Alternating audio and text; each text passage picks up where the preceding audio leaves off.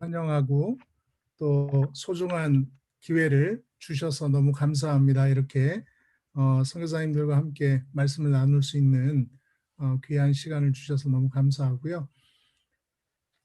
지난 1년을 돌아보면 제 인생에서 아마 가장 특별한 시간이었던 것 같습니다.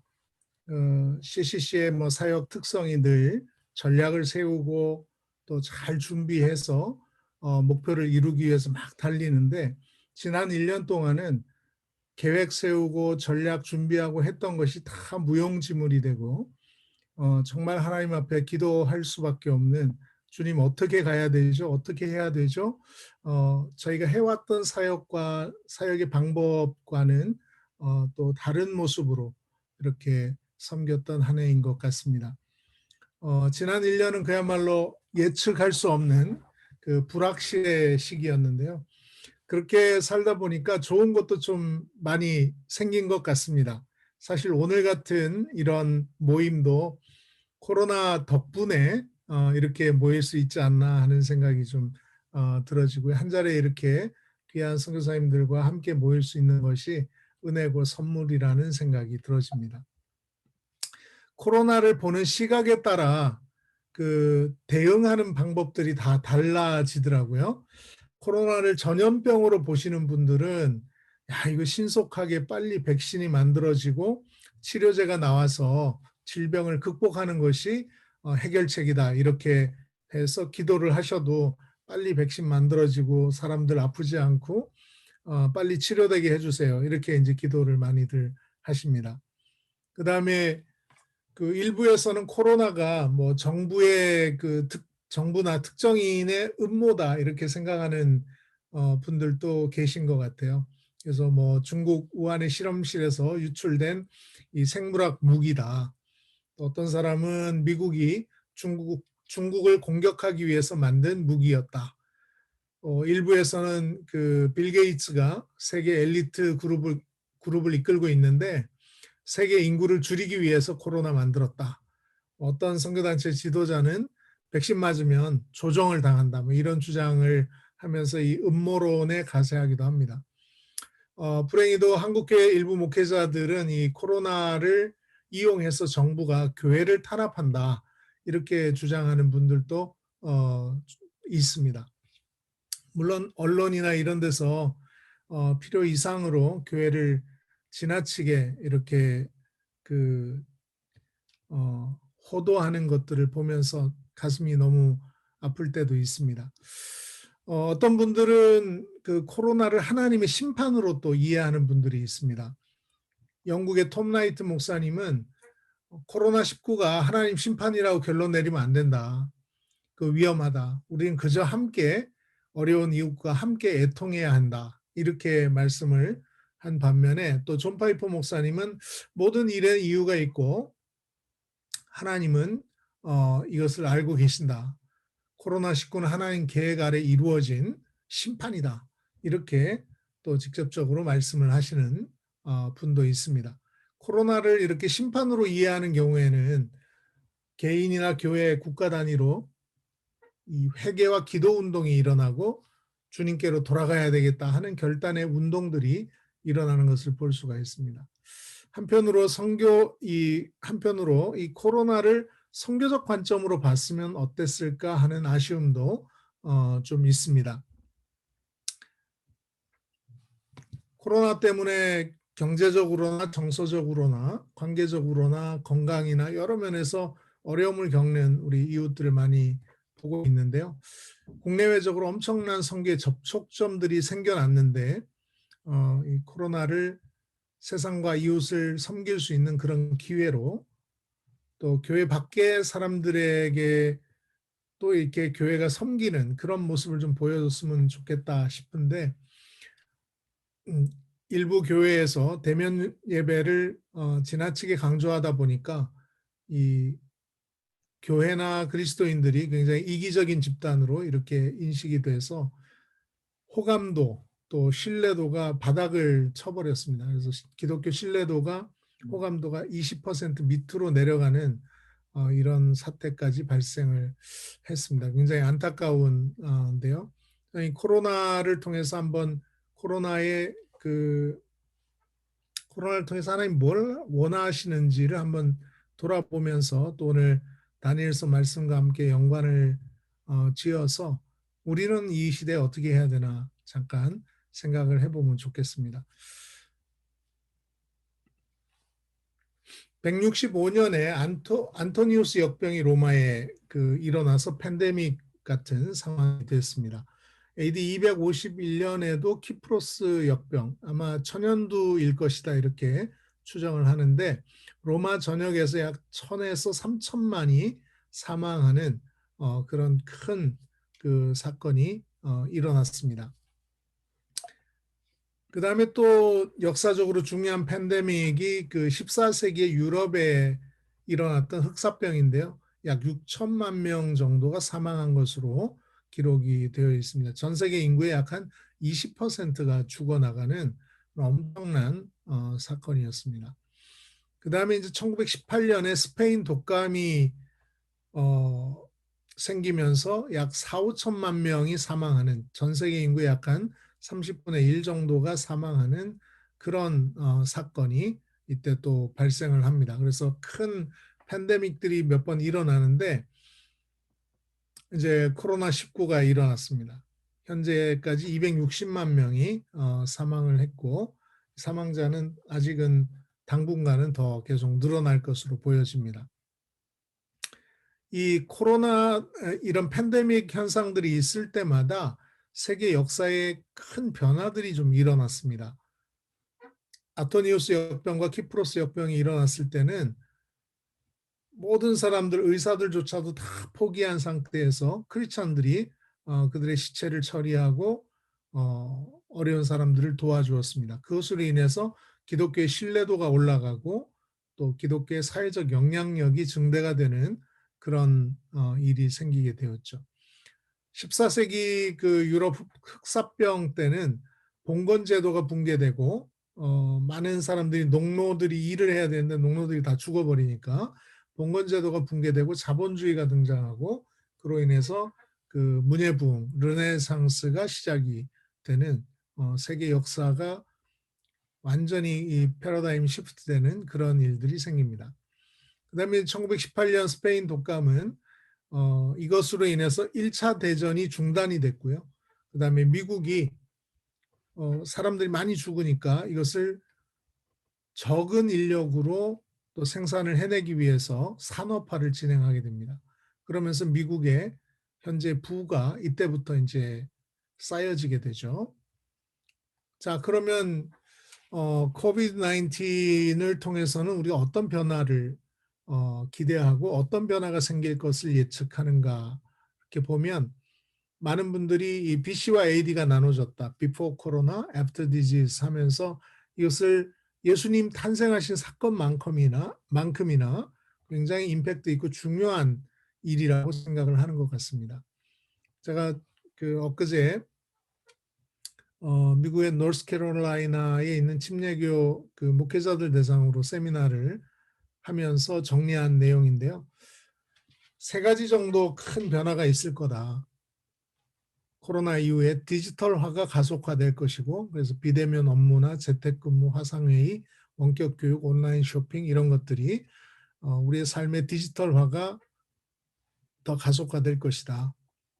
그 다음에 빅데이터, 사물 인터넷, 인공지능으로 압축될 수 있는 4차 산업혁명이 가속화될 것이다. 이게 없던 것은 아닙니다. 근데 코로나가 이 시기를 확 앞당겨 버린 거죠.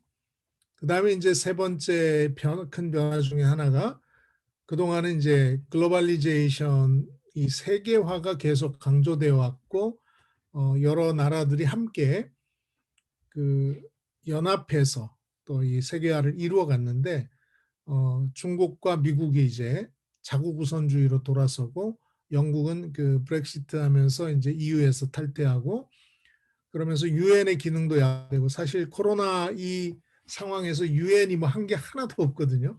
유엔의 기능이 굉장히 약화되고 국제적으로 정세들이 계속 불안정한 상태가 될 것이다.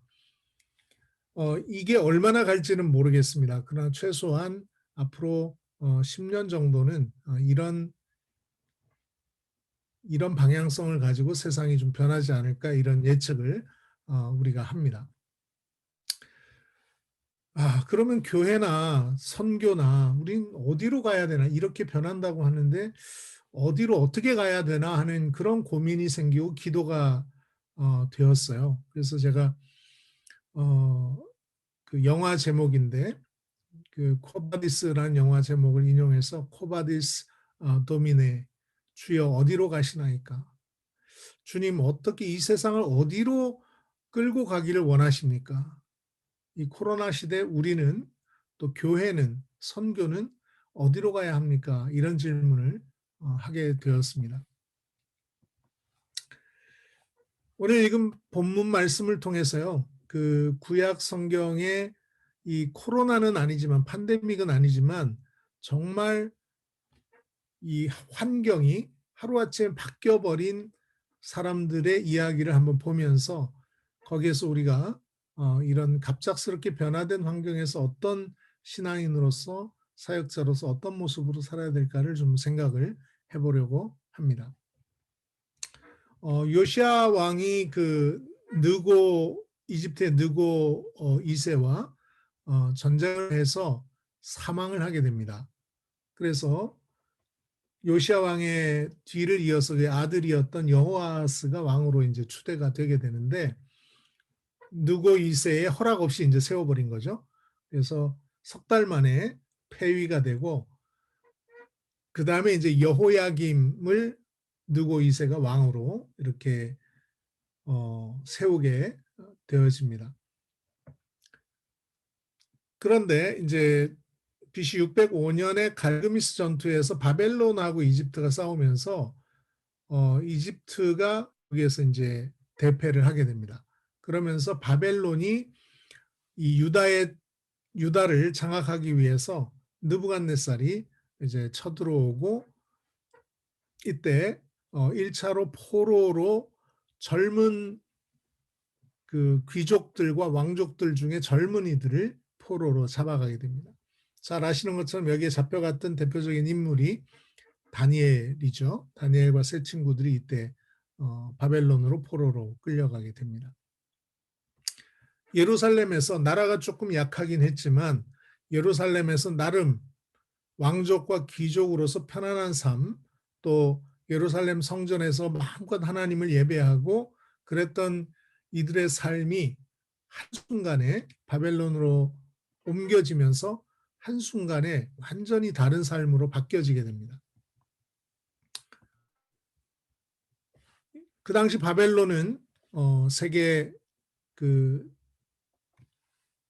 아수르에 이어서 굉장한 강대국으로 근동 지역을 통치를 하던 제국이죠. 여러분 잘 아시는 것처럼 느부갓네살 왕이 이들을 포로로 끌고 가는데 포로로 끌고 가서 하루는 느부갓네살이 꿈을 꾸긴 꿨는데 무슨 꿈인지를 모른 상태로 술사들과 박수들을 불러놓고 내가 무슨 꿈을 꿨는지 맞추고 그 꿈을 해몽해라. 그런 이제 어려운 말도 안 되는 명령을 내립니다. 결국 할 수 있는 사람이 아무도 없었고 다니엘이 세 친구에게 기도 부탁하고 기도 가운데 하나님께서 영감을 주셔서 느부갓네살 앞에서 꿈을 얘기하고 해몽을 하게 되죠. 자, 같이 한번 읽어보면 좋겠습니다. 여러분 마이크 켜실 수 있는 분들은 켜시고요. 같이 한번 읽겠습니다. 시작. 왕이여 왕이 한 신상을 보셨나이다. 그 신상이 왕의 앞에 섰는데 광채가 찬란하며 그 모양이 심히 두려우니 그 의상의 머리는 숭이요 가슴과 두레가 돌리는 이요 과 덕덕거리는 돛이요 발은 쇠요 얼마는 지니기었나이다. 아멘.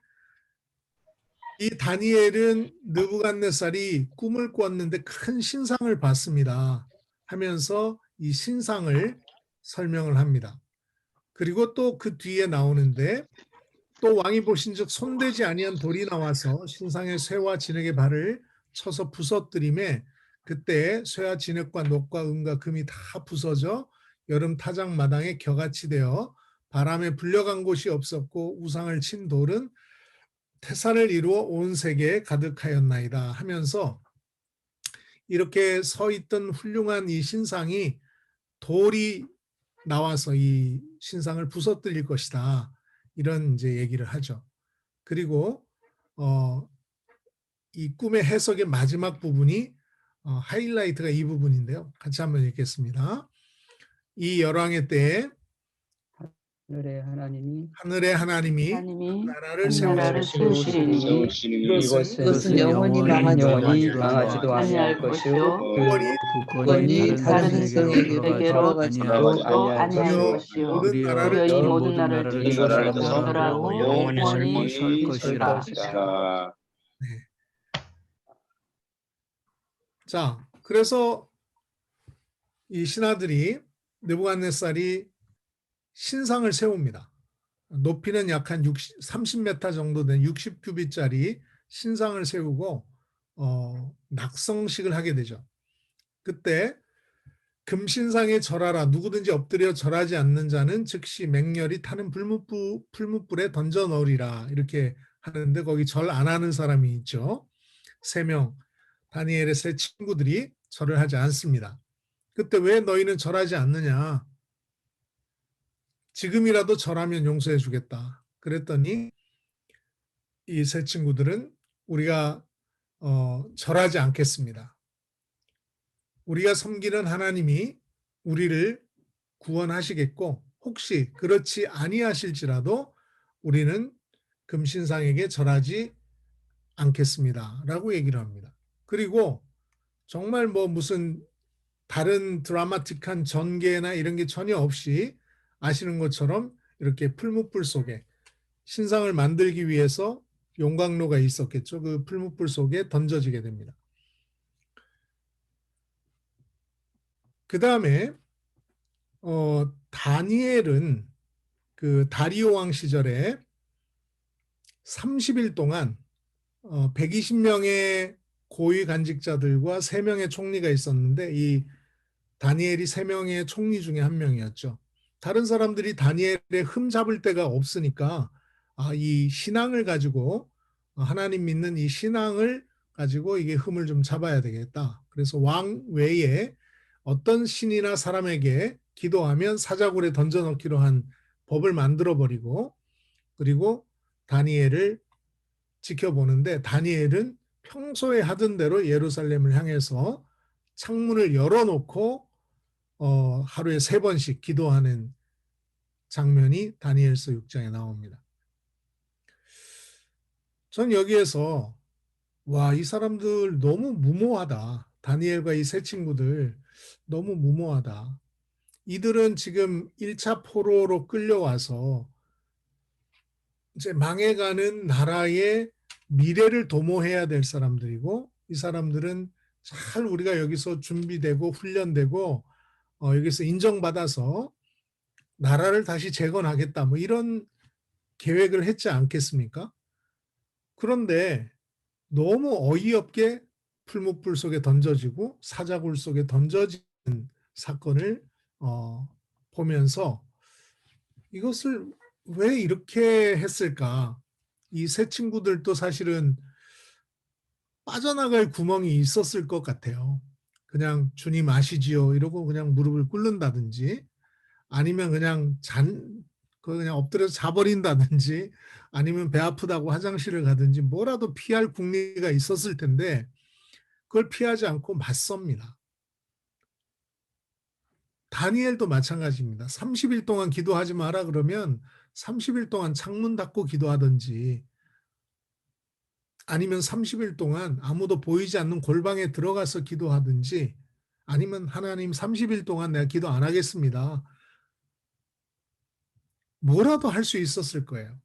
그런데 이들은 신앙을 전혀 굽히지 않습니다. 그래서 처음에는 제가 이해하기를 이들이 너무 신앙의 오기가 너무 센 거 아니냐, 너무 호기를 부리는 거 아니냐 이런 생각이 들 정도였어요. 근데 궁금해졌습니다. 왜 그랬을까?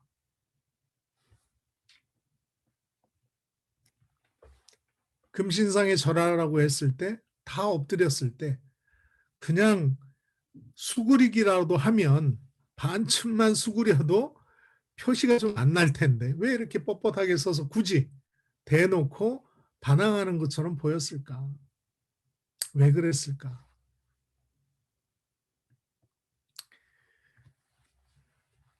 처음에는 오기라고 생각했습니다. 신앙의 오기. 그런데 이 말씀을 읽다 보니까 오기가 아니에요.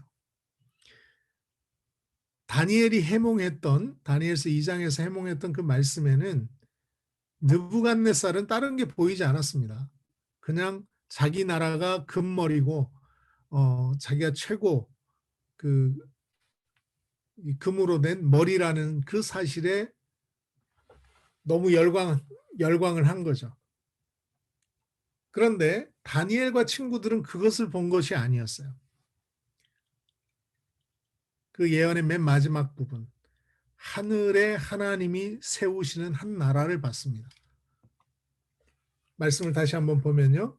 이 열왕의 때에 하늘에 하나님이 한 나라를 세우시리니 이것은 영원히 망하지도 아니할 것이요 그 국권이 다른 백성에게로 돌아가지도 아니할 것이요 도리어 이 모든 나라를 쳐서 멸하고 영원히 설 것이라. 지금 다니엘과 세 친구들은 포로로 끌려와서 그래도 호의를 받아서 관직도 하고 그렇게 하고 있습니다. 그런데 이 친구들이 다니엘을 통해서 초기에 포로생 초기에 하나님이 주셨던 확실한 비전이 있는 거예요. 그 비전이 바로 하늘에 하나님이 세우시는 한 나라인데 이건 망하지 않는 나라, 국권이 다른 백성에게로 돌아가지 않는 나라, 그리고 모든 나라 위에서는 영원한 나라라는 그 예언을 듣게 됩니다.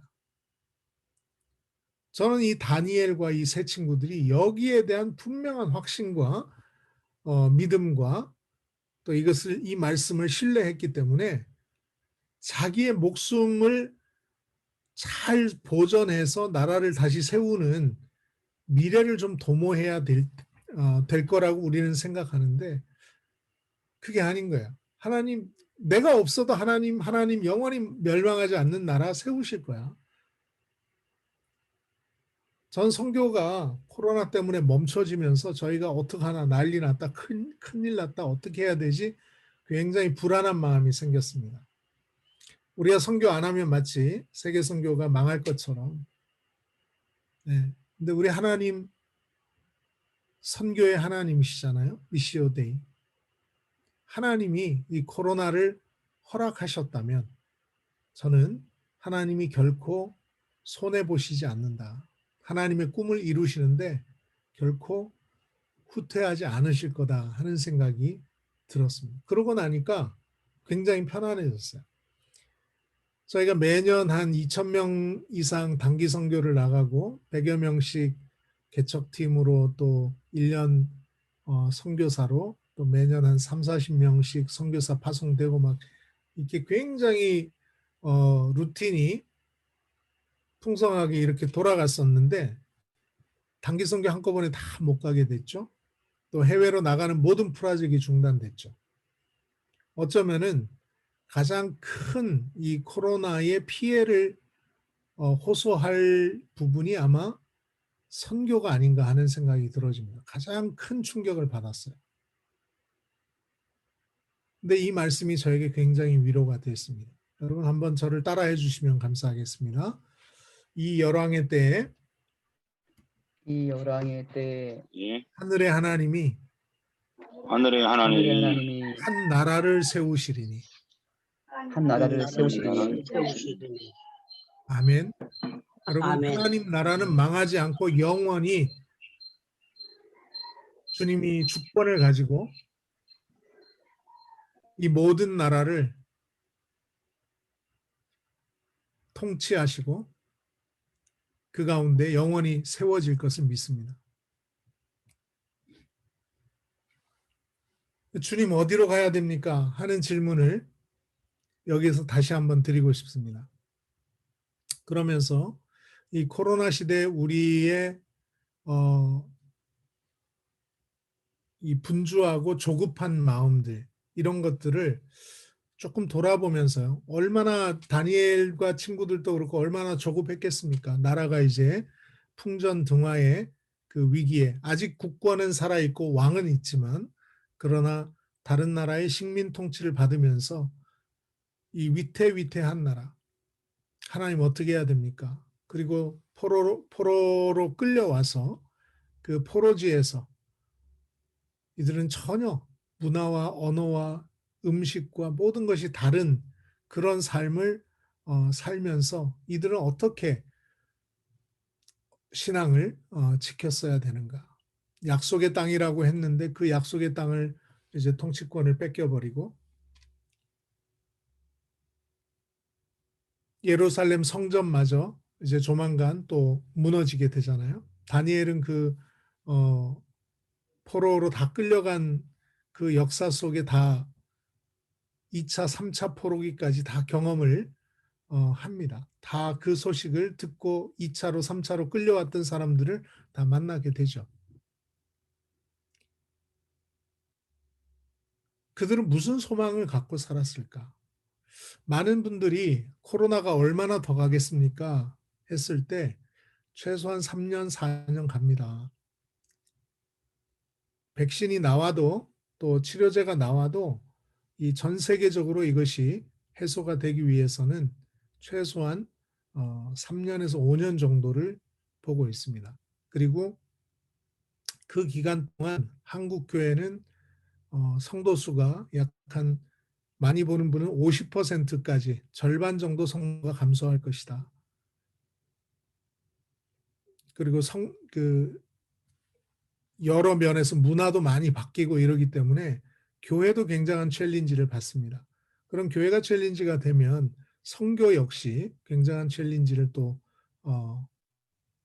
받게 되죠. 그래서 이 시대에 우리는 교회도 줄어든다고 얘기를 하고 선교도 어렵다고 얘기하는데 주님 어떻게 해야 됩니까 하는 그런 고민들이 생겼습니다.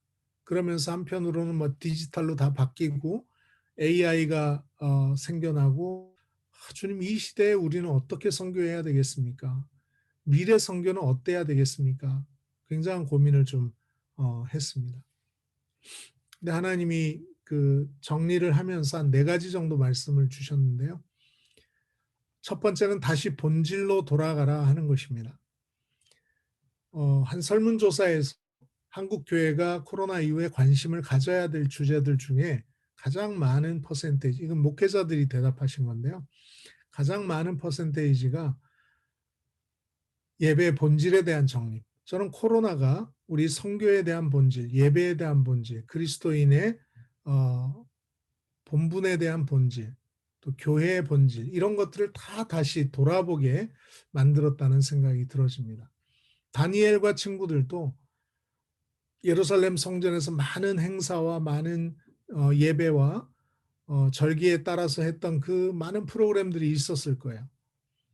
그런데 이제 포로로 끌려와서 성전도 없고 드릴 제물도 없고 이들의 예배는 그야말로 완전히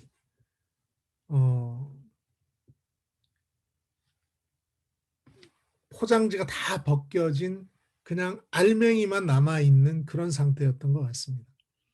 저는 한국 교회가 너무 그동안 좋은 옷들, 화려한 옷들을 많이 껴입고 있었다 하는 생각이 좀 들면서요. 코로나로 인해서 우리가 선교도 마찬가지고 화려하게 꾸몄던 것들을 좀 다 내려놓고 우리가 정말 본질이 뭔가, 정말 알맹이 이것을 다시 좀 찾아가야 되겠다 하는 생각을 좀 하게 되었습니다. 그 다음에 두 번째는 변화를 수용하라 하는 것입니다. 코로나로 인해서 아까 말씀드린 것처럼 디지털화의 가속화, 4차 산업혁명의 가속화, 또 세계화의 퇴조 이런 그 변화들이 일어나게 되는데 이런 변화에서 우리가 받아들일 건 받아들이고 버릴 건 또 버려야 된다는 생각이 들어집니다. 제가 여기 없군요. 그 설문조사한 것 중에 하나가 코로나로 인해서 온라인 예배를 많이 드리게 됐습니다. 그래서 온라인 예배를 주일 예배로 인정할 수 있느냐에 대한 질문을 했어요. 그랬더니 목사님들은 75% 정도가 그 주일 예배로 인정 못한다 하는 분위기였습니다. 근데 평신도들은 훨씬 더 많은 퍼센테이지에서 심지어 인터넷 교회도 우리 인정할 수 있다. 그래서 약 한 25% 정도는 주일 성수를 온라인으로 할 수 있다라고 그렇게 응답을 했습니다. 이제 뭐 축구 경기로 따지면 경기 규칙이 바뀐 거예요. 근데 여전히 만약 우리가 옛날 경기 룰을 가지고 사역을 한다 그러면 이 바뀐 세상에서 맞지 않는 거죠.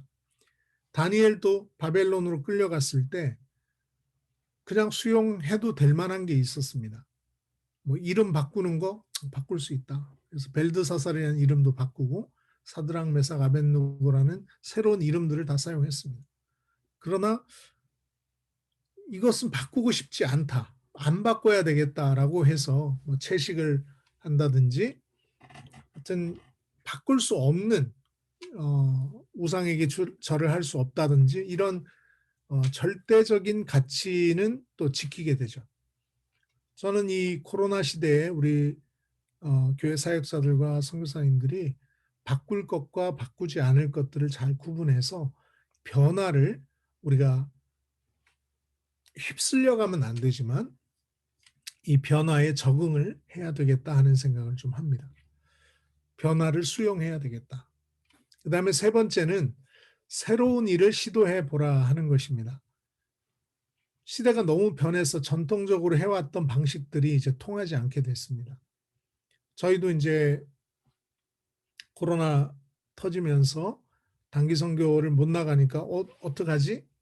그러면서 저희가 새로운 시도들을 하고 있는데 올해 저희가 선교 키워드를 온커파캠이라고 저희가 정했습니다. 하나 잠깐 말씀을 드리면 전 세계가 아파하고 있는 중에도 하나님께서는 쉬지 않고 일하셨습니다. 그리고 CCC를 통해 새로운 선교의 역사를 써내려가고 계십니다.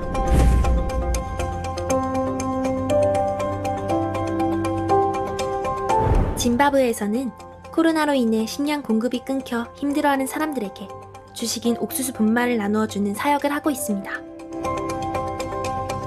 태국에서는 어려운 상황에서도 마스크를 쓰고 모여서 함께 예배하고 성경을 공부하고 있습니다. 그 외에도 파키스탄, 러시아, 필리핀 등의 나라에서 많은 선교사들이 사람들에게 나아가 하나님의 사랑을 전하고 있습니다. 지금이 아니면 되게 해볼 수 없을 만한 약간 사역에 가깝다. 약간 되게 해보고 싶다라는 마음으로 이제 용기 내서 당연했는데 이제 바울이 옥중에서도 디모데를 양육하는 모습을 보면서 이미 비대면으로도 역사하셨던 하나님에 대해서 제가 경험하고 싶고 해외로 직접 가서 사역하기 어려운 지금 CCC의 전국 각 지구들에서는 온라인을 통해 선교를 시도하고 있습니다. 화상통화 앱으로 한국어와 태권도 교실을 열고 연결된 학생들에게 복음을 전했습니다. 미전도 캠퍼스를 개척하는 A6 선교도 이번에는 온라인으로 도전하게 되었습니다. 인스타그램을 통해 우루과이의 수많은 대학생들에게 개인 메시지를 보냈는데 그중 몇 명에게 답장이 왔고 순모임으로 연결이 되는 놀라운 은혜가 있었습니다.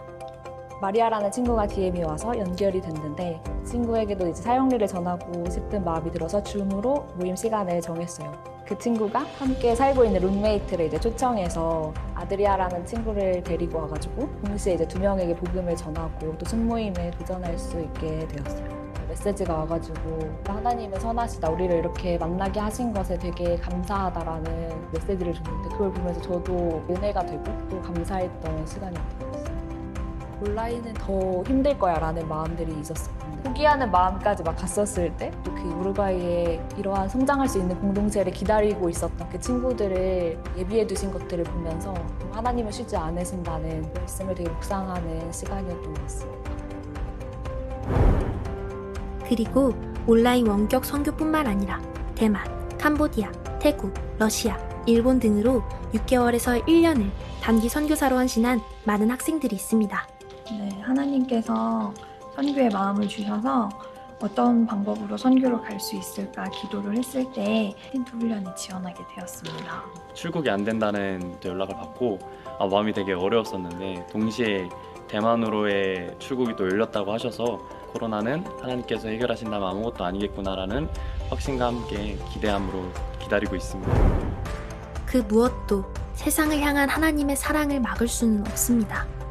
어떤 상황에도 주님은 잃어버린 영혼들을 찾으십니다. 끝없는 기도와 도전으로 우리는 온 열방을 향해 다시 나아갑니다.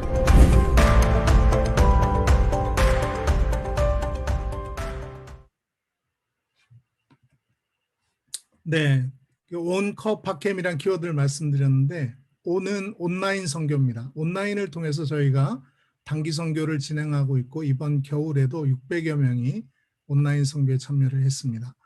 그리고 커는 온커, 네, 커는 커넥션 스쿨인데요.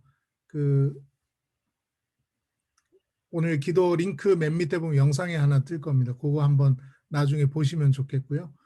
온라인으로 할 수 있는 선교 기초 훈련을 저희가 개발을 좀 해서 지금 강사 훈련을 진행하고 있습니다. 그 다음에 파는 파프리카 같은 기도 모임인데요. 저희가 선교의 모멘텀을 잃어버리면 안 되겠다 해서 기도 모임들을 다 만들었습니다. 그래서 Pray for Africa에서 파프리카, 그 다음에 일본을 위한 기도 모임은 자판 기도 모임, 그 다음에 남미를 위한 기도 모임은 아미고, 아메리카 미션고, 그 다음에 파키스탄을 위한 모임은 파스타, 또 북한을 위한 기도 모임은 느헤미야 등등 저희가 그 다양한 기도 모임들을 만들어서 기도로 이 선교의 불씨를 꺼뜨리지 않아야 되겠다. 그 새로운 관심자들을 또 현지와 계속 연결하는 작업들을 하고 있습니다. 네, 커넥션 스쿨은 이 4가지 커넥션을 저희가 훈련을 통해서 만드는데 주님과의 연결, 세상과의 연결, 사명과의 연결, 지체들과의 연결, 이 4가지 커넥션을 만드는데 15시간 과정으로 선교의 기초를 훈련할 수 있는 그런 내용으로 되어 있습니다. 그 다음에 선교 캠프를 저희가 오프라인으로 작년엔 진행했는데 올해는 온라인으로 진행을 했습니다. 오프라인 때보다 훨씬 더 많은 사람들이 쉽게 이렇게 접속할 수 있어서 매일 한 500여 명이 계속 접속을 했습니다. 사흘 동안 저희가 진행을 했고요. 그래서 새로운 일을 여러분들이 시도를 해보시길 바랍니다. 트렌드 코리아 트렌드 2021 책에 보면 피보팅 하라라고 돼 있는데 이 피보팅이 예전에는 계획을 잘 세우고 준비를 잘해서 시행을 했다면 지금은 변화의 속도가 너무너무 중요하기 때문에 이미 그렇게 준비를 잘해서 하려고 하면 이미 사람들의 니즈가 다 바뀌어 있다라고 얘기를 합니다. 그래서 피보팅은 이거 필요하다 싶으면 바로 그것을 적용하면서 그것을 변화시켜 나가라. 시도를 먼저 하라라는 그런 얘기를 하는데요. 굉장히 공감하고 지금 시대에는 우리가 새로운 일들을 실패를 두려워하지 말고 이것저것 해봐야 되겠다. 저희도 뭐 온라인 선교 될까? 온라인으로 어떻게 선교하지? 하는 고민을 했는데 해보니까 되어집니다. 우루과이 같은 경우에는 11명이 저희 한 60명 정도가 연결이 돼서 복음을 들었고 11명이 그중에 결단하고 지금 훈련받기 위해서 계속 콜롬비아에 있는 간사님이 온라인으로 우루과이에 있는 학생들을 계속 만나고 있습니다. 가능하더라고요. 저희가 생각한 것 이상으로 가능한 것을 보고 있습니다. 그 다음에 4번째는 여러분 하나님을 기대하시길 바랍니다. 하나님은 절대 후퇴하지 않으십니다. 선교의 하나님 주님이 하십니다. 그래서 이 4가지를 기억하시면 좋겠습니다. 본질로 돌아가서 군더더기들을 다 버리고 우리가 다시 이 기도 모임 하시는 것처럼 이렇게 본질로 돌아가면 좋겠고요. 변화를 우리가 수용하고 또 새로운 일을 시도해보고 하나님을 기대하는 마음을 우리가 가졌으면 좋겠습니다. 히브리서 12장에도 이런 말씀이 있어요. 우리 마이크 온 하시고 같이 한번 읽고 마치도록 하겠습니다. 그러므로 또 우리가 흔들리지 않는 나라를 받았으나 은혜를 받자 이로 말미암아 간절함과 두려움으로 하나님을 믿게 섬길지니. 아멘. 하나님 나라가 이미 임했고 그 하나님 나라는 영원한 나라고 우리가 그 나라는 우리가 그 나라를 세우는 일에 우리가 초대를 받았지만 하나님이 그 나라를 세우고 통치하고 계십니다. 그래서 코로나 때 선교가 주춤하는 것 같고 후퇴하는 것 같지만 하나님은 결코 우리가 생각하지 못했던 방법으로 또 이 일들을 이루어 가실 것을 기대합니다. 그래서 우리의 눈에 보이지 않을 수는 있지만 하나님이 하실 일들을 기대하고 저는 코로나 이후에는 선교가 대박 날 거라고 믿습니다.